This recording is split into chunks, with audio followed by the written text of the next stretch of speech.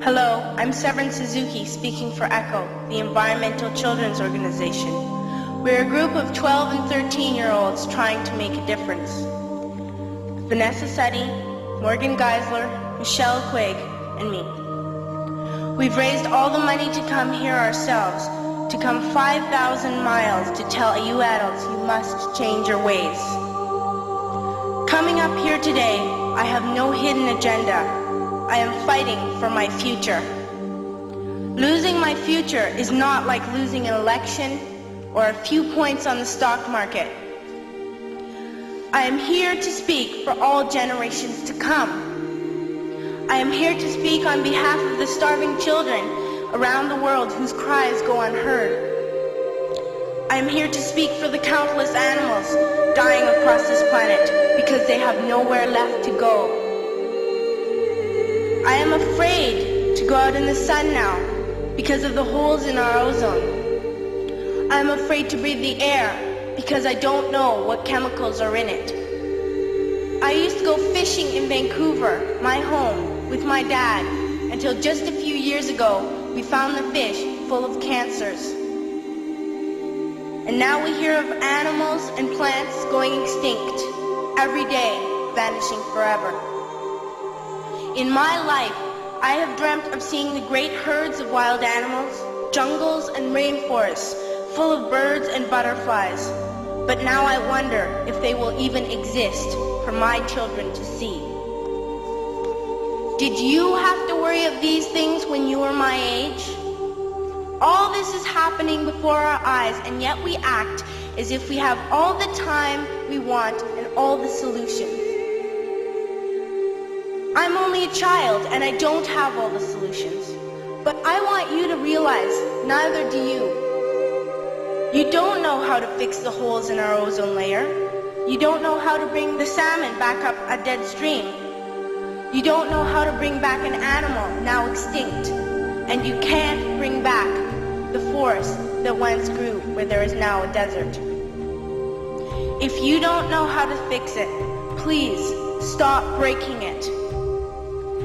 Here, you may be delegates of your government, business people, organizers, reporters, or politicians, but really, your mothers and fathers, sisters and brothers, aunts and uncles, and all of you are someone's child.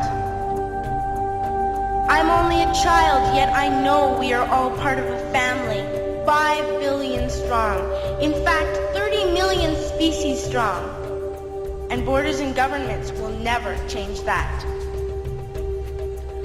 I'm only a child, yet I know we are all in this together and should act as one single world towards one single goal. In my anger, I am not blind, and in my fear, I am not afraid of telling the world how I feel.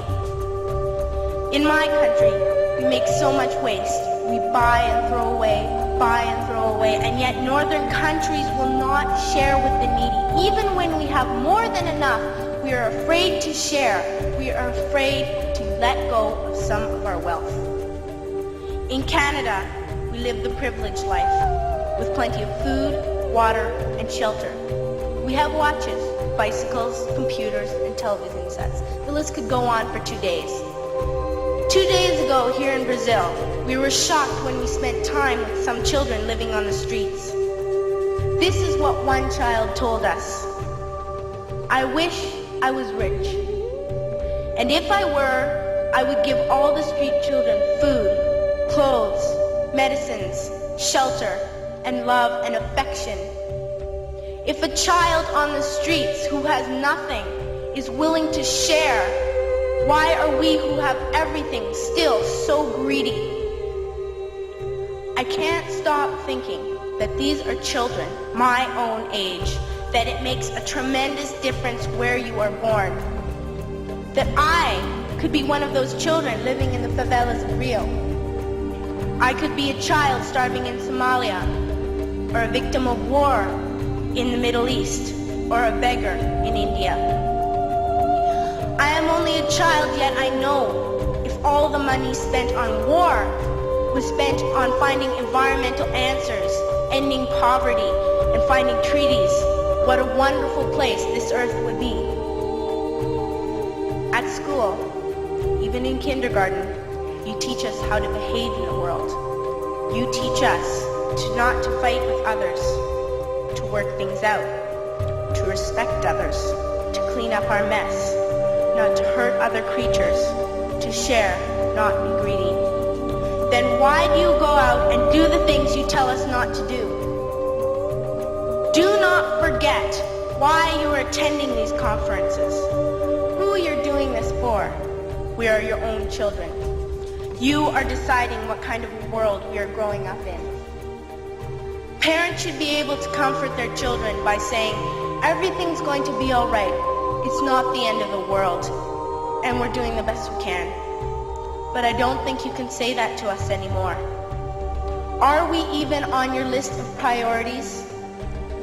My dad always says, you are what you do, not what you say. Well, what you do makes me cry at night. You grown-ups say you love us, but I challenge you, please, make your actions reflect your words.